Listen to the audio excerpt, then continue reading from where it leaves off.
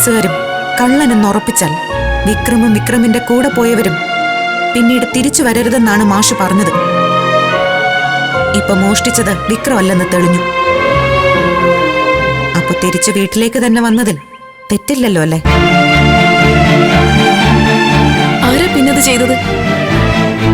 അഭിലാഷം ബോബിയുടെ ടീമിലുള്ള ആളാണ്. ലോകത്തുള്ള സകല ഗുണ്ടാ സംഘങ്ങളുമായും തല്ലുണ്ടാക്കിയും കേസുണ്ടാക്കിയും നടക്കുമ്പോ ഇങ്ങനെയും ചിലത് അനുഭവിക്കേണ്ടി വരും. അയാളുമായി തല്ലുണ്ടാക്കിയതിനുള്ള ശിക്ഷയായിട്ടല്ലല്ലോ മാഷ് വിക്രമിനോട് ഈ വീട്ടിലേക്ക് കയറരുത് എന്ന് പറഞ്ഞത്. അമ്പലത്തിൽ നിന്നും മോഷണം നടത്തി എന്നാരോപിച്ചിട്ടല്ലേ? അത് തെറ്റാണെന്നിപ്പോ തെളിഞ്ഞില്ലേ? ജീവിതത്തിൽ ഇന്നുവരെ എന്റെ മകൻ അങ്ങനെ ഒരു പേര് കേൾപ്പിച്ചിട്ടില്ല. നിന്റെ മകനെ കുറിച്ച് ആശ്വസിക്കാൻ നിനക്ക് അങ്ങനെ ഒരു കാരണമുണ്ടല്ലേ? ഈ കുട്ടി അഴിച്ചു വെച്ച വളയെടുത്ത് കൂട്ടുകാരുടെ അമ്മയുടെ ആശുപത്രി ചെലവ് നടത്തിയതിന്റെ പേര് പിന്നെ ദാനമെന്നാണോ? അതൊരാളെ സഹായിക്കാനായിട്ടല്ലേ മാഷെ? കഴിവുള്ളവനെ ദാനം ചെയ്യാവൂ. അവരന്റെ മുതലെടുത്ത് മറ്റുള്ളവരെ സഹായിക്കാൻ ശ്രമിച്ചാലും അത് കളവ് തന്നെയാണ്. റോബിൻ ഹുഡ് ആയാലും കായംകുളം കൊച്ചുണ്ണി ആയാലും കള്ളം കള്ളം തന്നെയാ, സത്യവാനല്ല.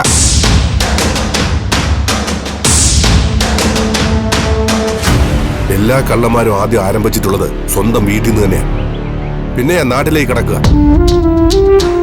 ഇവന്റെ ഉള്ളിൽ ഇങ്ങനൊരു വാസന ഉണ്ടെന്ന് ഇവിടെ വച്ച് തെളിഞ്ഞു കഴിഞ്ഞതാ.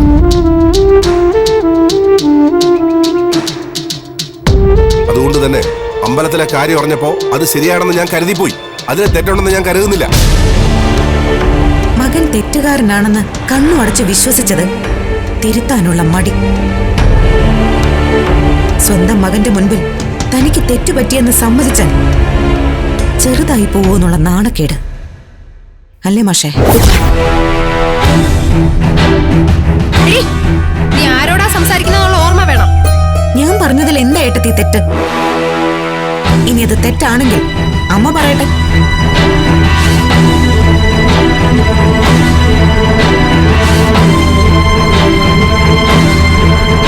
ഒരു നിമിഷം. ഈ വീട്ടിൽ നിന്ന് വിക്രം എന്റെ വളയെടുത്തത് മോഷണമായിരുന്നില്ല. അത് വിക്രമിന്റെ അവകാശമാണ്.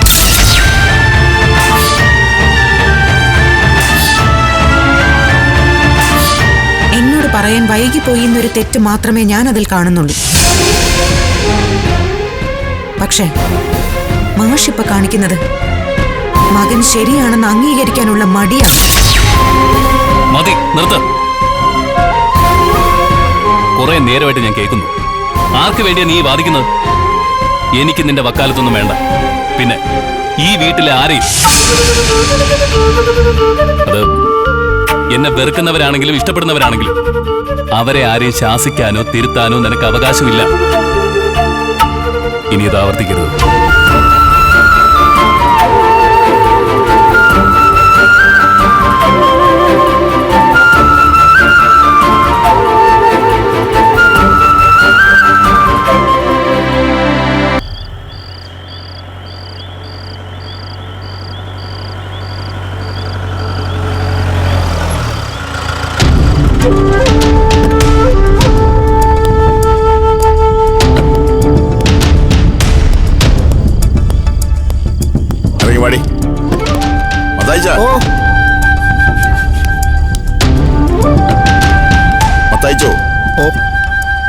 ആരെങ്കിലും താമസക്കാരുണ്ടോ? സീസൺ അല്ലേ സാറേ, ആരുമില്ല.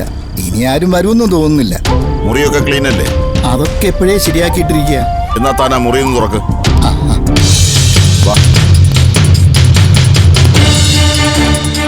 കേറിക്കോ. കുളിക്കുകയോ വാസന തൈലം പുരട്ടുകയോ അങ്ങനെ എന്തെങ്കിലും ഉണ്ടെങ്കിൽ ആയിക്കൊള്ളണം. ചെല്ല്. ഡോ മത്തായിച്ച. എന്താ സാറേ? താൻ ചെന്ന് കുടിക്കാനും കഴിക്കാനും എന്തെങ്കിലും വാങ്ങി വേഗം വാ. ഓ, കൂട്ടത്തിൽ തനിക്കുള്ളത് വാങ്ങിച്ചു. ഓ ആയിക്കോട്ടെ.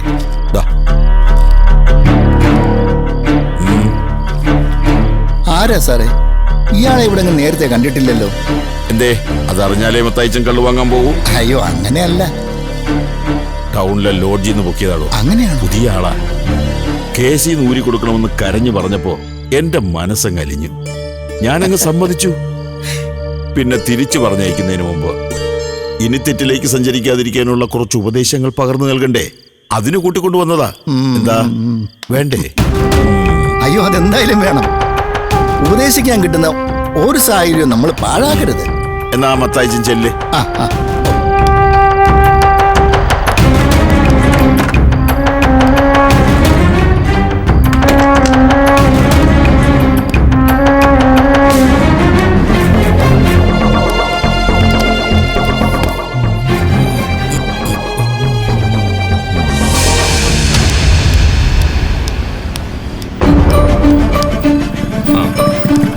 അവനെത്തിയോ? ഒരുങ്ങിയത് മതി, ഒന്നിറങ്ങി വാ, സംസാരിക്കട്ടെ.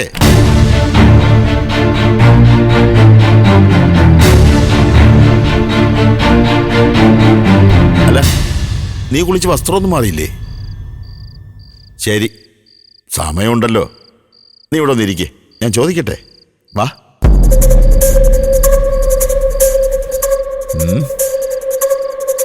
നീ പേടിക്കൊന്നും വേണ്ട, മനസ്സിലായില്ലേ? ഇരിക്കേ. ഇരിക്കേ. ക്രിമിനലുകളുടെയും പിടിച്ചുപറിക്കാരുടെയും ഗുണ്ടകളുടെയും നേരെ മാത്രമേ സാബു സ്വയരൂപം കാണിക്കാറുള്ളൂ. അരച്ചാൻ വയറിന് വേണ്ടി കഷ്ടപ്പെടുന്ന നിന്നെപ്പോലുള്ളവരോട് സാബുവിന് സ്നേഹമാണ്. കഷ്ടപ്പെടുത്താതെ വീട്ടിലേക്ക് തിരിച്ചയക്കാനുള്ള ഉത്തരവാദിത്വവും ഉണ്ട്. മനസ്സിലായല്ലോ?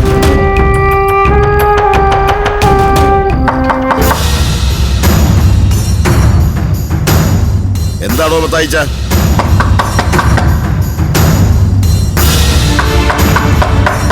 നീ അങ്ങോട്ട് പറയിക്കേ.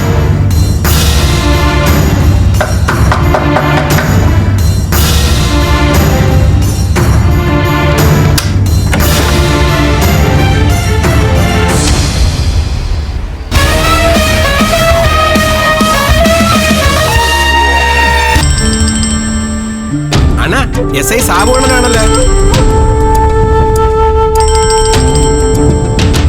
അടി പണിയാവോ?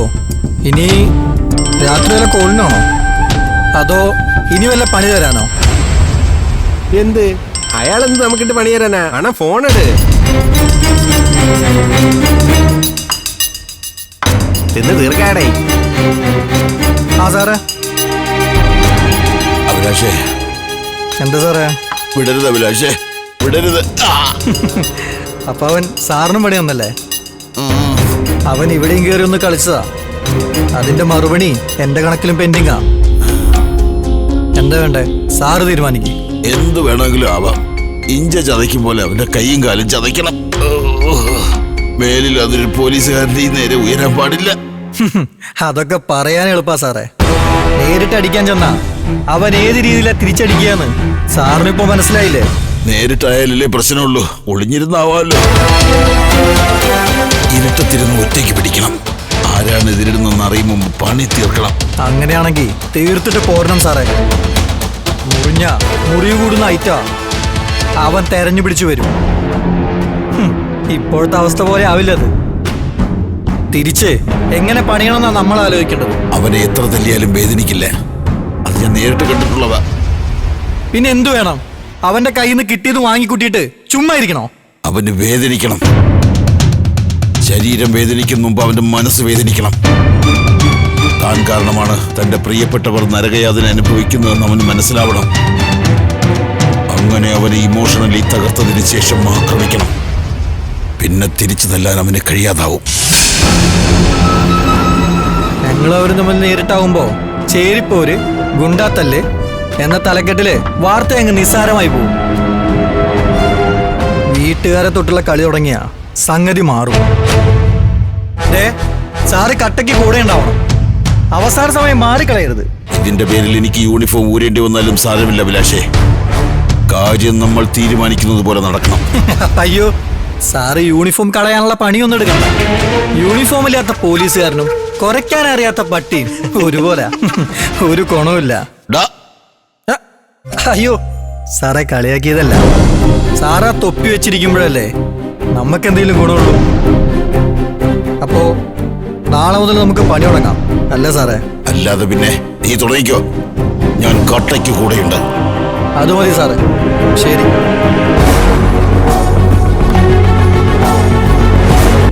എങ്ങോട്ടാ പക്ഷേ രണ്ടാളും ഒരുമിച്ച്? ദാ അവിടം വരെ. സ്ഥലത്തിന് പേരൊന്നുമില്ലേ? അറിഞ്ഞേ തീരുമെന്ന് നിർബന്ധമാണോ?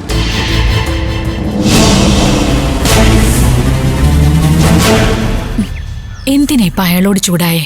ഞാൻ ചൂടായില്ലല്ലോ, നിർബന്ധമാണെന്നല്ലേ ചോദിച്ചുള്ളൂ. വെറുതെ നാട്ടുമര്യാദയ്ക്ക് ചോദിച്ചു എന്നല്ലേ ഉള്ളൂ. നാട്ടുമര്യാദ കൊണ്ടുള്ള ചോദ്യമല്ല, അനാവശ്യമായി കുത്തി നോക്കുന്നതാ. ആശുപത്രിയിലേക്കാണെന്ന് പറഞ്ഞാൽ കൂടെ വേറെ ആരും വന്നില്ലേ എന്ന് ചോദിക്കും.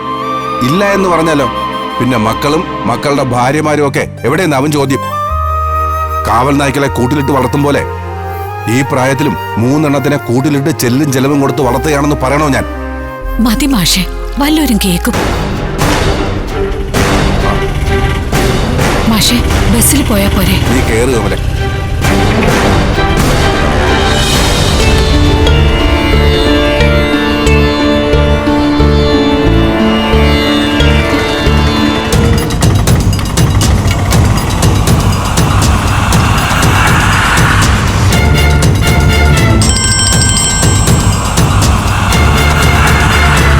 ഹലോ അഭിലാഷേ. ആ പറയടാ. ഞാൻ ചായക്കടയിൽ നിൽക്കുമ്പോഴേ രണ്ടുപേരെ കണ്ടതാ. നമുക്ക് വേണ്ടപ്പെട്ട ആൾക്കാരാ. ആരെ? വിക്രമിന്റെ അച്ഛനും അമ്മയും.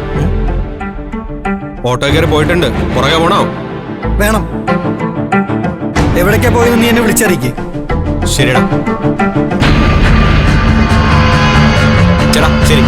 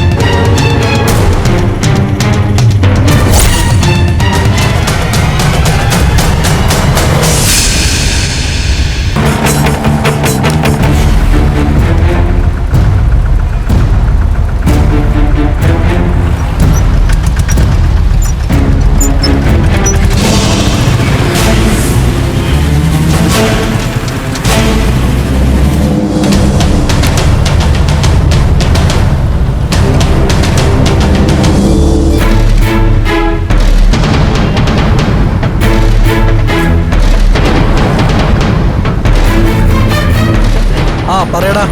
അവർ ആശുപത്രിയിലേക്കാ വന്നിരിക്കുന്നത്. ഏതാശുപത്രി? അനുപമ ഹോസ്പിറ്റല്. വിക്രം കൂടെ ഉണ്ടോ? ഏയ്, അവന്റെ തന്തേ തള്ളേ മാത്രമേ ഉള്ളൂ. ശരി, ഞാൻ ഒരു 10 മിനിറ്റുള്ള അവിടെ എത്തും. ബാക്കി കാര്യങ്ങൾ ഞാൻ വന്നിട്ട് പറയാം. ശരി. നീ അവിടുന്ന് മാറരുത്, കേട്ടല്ലോ? ഞാനിവിടെ തന്നെ നിന്നോളാം. ശരി.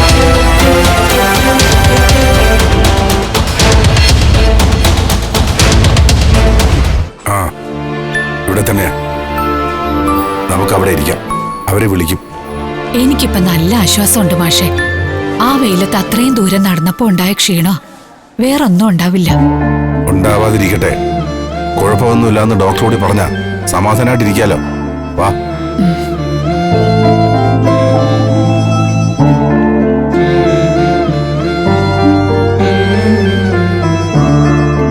സുധാകരൻ മാഷേ, മാഷിന് എന്ന് മനസ്സിലായോ? അയ്യോ, മാഷ് എഴുന്നേൽക്കണ്ട, അവിടെ ഇരുന്നോളൂ. ഇരുന്നോളൂ സാർ. മനസ്സിലായില്ലല്ലേ? മാഷിന് എന്നെ ഓർമ്മയില്ല അല്ലേ? മുഖം അങ്ങോട്ട് തെളിഞ്ഞു കിട്ടുന്നില്ല. അത് ശരിയായിരിക്കും. മാഷിന്റെ മിക്ക ക്ലാസ്സുകളിലും ഞാൻ പുറത്തായിരുന്നു. അത്രയ്ക്കും കൊസറാക്കൊള്ളിയായിരുന്നല്ലോ. എന്റെ പേര് പ്രദീപ്. ഹോംവർക്ക് കൃത്യമായി ചെയ്തു വരാത്തതിനാൽ മിക്കവാറും ദിവസങ്ങളിൽ ഞാൻ ക്ലാസ്സിന് പുറത്തായിരുന്നു. അതുമാത്രമല്ല, 1 വർഷമേ ഞാൻ ആ സ്കൂളിൽ പഠിച്ചിട്ടുള്ളൂ. അപ്പോഴേക്കും അച്ഛന് സ്ഥലമാറ്റമായി. റെയിൽവേ ടിക്കറ്റ് എക്സാമിനർ ആയിരുന്ന അതേ മാഷേ, രവീന്ദ്രന്റെ മകൻ. ആ, ഇപ്പൊ ഓർമ്മയുണ്ട്. മഹാവികൃതിയായിരുന്നു ഇയാള്. പുതിയ സ്കൂളിലെത്തിയപ്പോൾ മാഷിനെ പോലെ കണിശക്കാരനായ അധ്യാപകർ ആരും ഉണ്ടായിരുന്നില്ല. കുട്ടികൾ വേണമെങ്കിൽ പഠിച്ചാൽ മതി എന്നുള്ള മട്ടായിരുന്നു. അപ്പോഴാ ശരിക്കും ഞാൻ മാഷിന്റെ വില അറിയുന്നത്.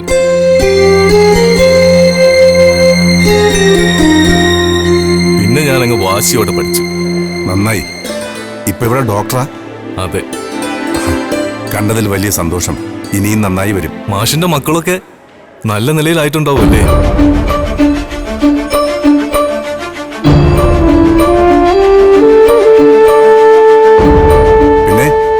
തരക്കേടില്ലാത്ത പൊസിഷനില്ല. എന്ത് ചെയ്യുന്നു? മൂത്തയാൾക്ക് ചേറിന്ന് എഴുന്നേൽക്കാൻ പോലും പറ്റാത്ത അവസ്ഥയില. മുഴുവൻ സമയവും ഇരുന്ന് തന്നെ ജോലി. രണ്ടാമത്തെ ആള് എപ്പോഴും ഒരു സ്ഥലം കണ്ട പിന്നെ വേറെ സ്ഥലം, അതിനുശേഷം വേറെ, അങ്ങനെ സ്ഥലങ്ങൾ കണ്ട് നടക്കുക. താഴെയുള്ളവനാ ഏറ്റവും തിരക്ക്. വലിയ വലിയ ഇഷ്യൂസ് ഒക്കെ ഉണ്ടാവുമ്പോ അതൊക്കെ സെറ്റിൽ ചെയ്യുന്ന അയാളാ. അഡ്മിനിസ്ട്രേഷൻ. IFS അല്ല, സ്റ്റേറ്റ് സർവീസിലാ. IAS എടുത്തു അല്ലേ? നന്നായി. എന്തായാലും കാണാം മാഷെ, ഒരല്പം തിരക്കുണ്ട്. ശരി. ഓ,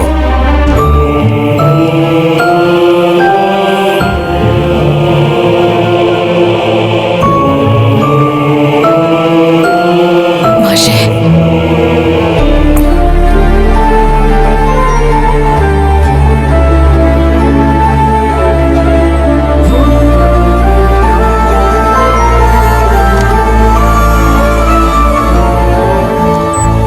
സിസ്റ്ററെ, കമലയുടെ നമ്പർ ആയോ?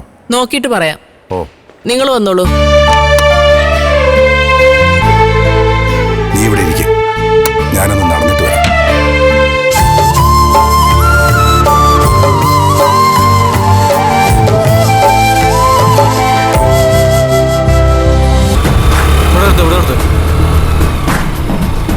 ശരിടാ. പുറത്തേക്ക് ഇറങ്ങിയിട്ടില്ലല്ലോ? ഇല്ല.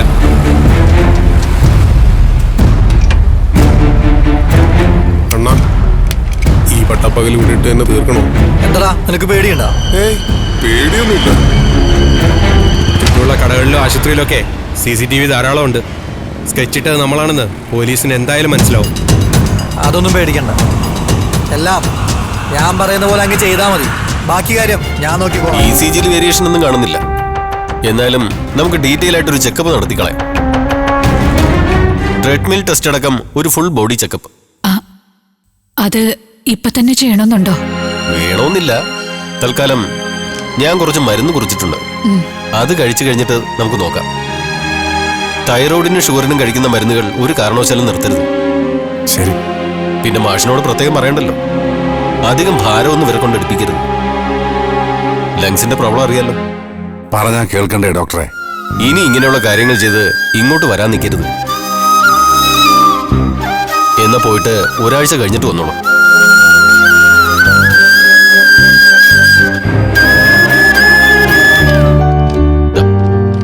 ശരി ഡോക്ടർ.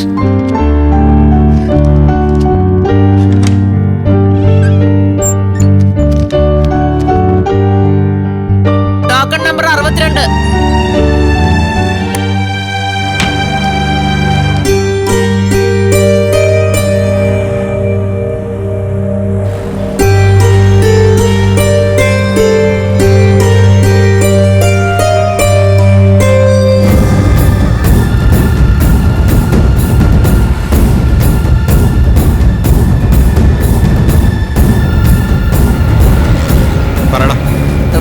അപ്പൊ ഞാൻ പറഞ്ഞ പോലെ അവരെ തടഞ്ഞു നിർത്തി ഞാൻ സംസാരിച്ചുകൊണ്ടിരിക്കും. ആ സമയത്ത് സംഗതി നടക്കണം. ബൈക്കിൽ വരുമ്പോ രണ്ടുപേരും ഹെൽമെറ്റ് വെക്കണം. അത് മറക്കണ്ട. ഓക്കെ, ശരി.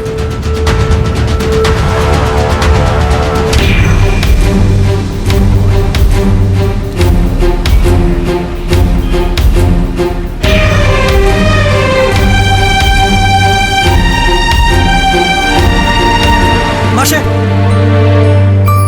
വിക്രമിന്റെ അച്ഛൻ സുധാകരൻ മാഷല്ലേ? പേര് സുധാകരൻ എന്നാ. മാഷായിരുന്നു. എന്താ കാര്യം? വിക്രമിനെ പറ്റി ഒരു കാര്യം പറയാൻ വേണ്ടി വന്നതാ. അവനോട് പറയാനുള്ളത് അവനോട് പറഞ്ഞാൽ മതി, ഞങ്ങളോട് പറയണമെന്നില്ല. ഭാഗമല്ല. അയ്യോ മാഷേ, ഞാനൊരു നല്ല കാര്യം പറയാൻ വേണ്ടി വന്നതാ. ഇപ്പൊ ശ്രദ്ധിച്ചില്ലെങ്കിൽ വിക്രത്തിന് അപകടം. എന്താ എന്താ പ്രശ്നം? അവനാ മാറ്.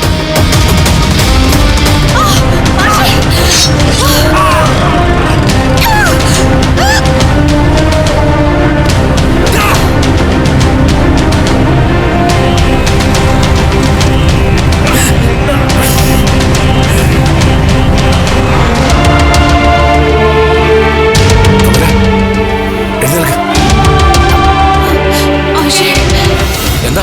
എന്തു പറ്റിയത്? ഒന്നുമില്ല. ആരാ മാഷേ? ആരാ ബൈക്കിൽ വന്ന്? മാഷിനോട് അയാൾ സംസാരിക്കുന്നുണ്ടായിരുന്നല്ലോ. അത് അയാൾ ഒന്ന് അഡ്രസ്സ് ചോദിച്ചതാ, ആരാണെന്ന് അറിയില്ല. ആരാ ഇപ്പൊ മാഷിനെ ഭാര്യ ആക്രമിക്കാൻ വന്നത്? അറിയില്ല എന്ന് പറഞ്ഞില്ലേ? വാ കമല.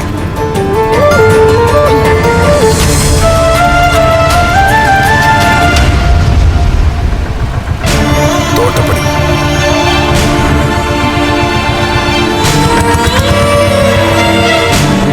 തല്ലിപ്പൊളികളായ മക്കളുണ്ടാകുമ്പോ അച്ഛനമ്മമാർ തെരുവിൽ തല്ലും വെട്ടും കൊണ്ട് വീഴും.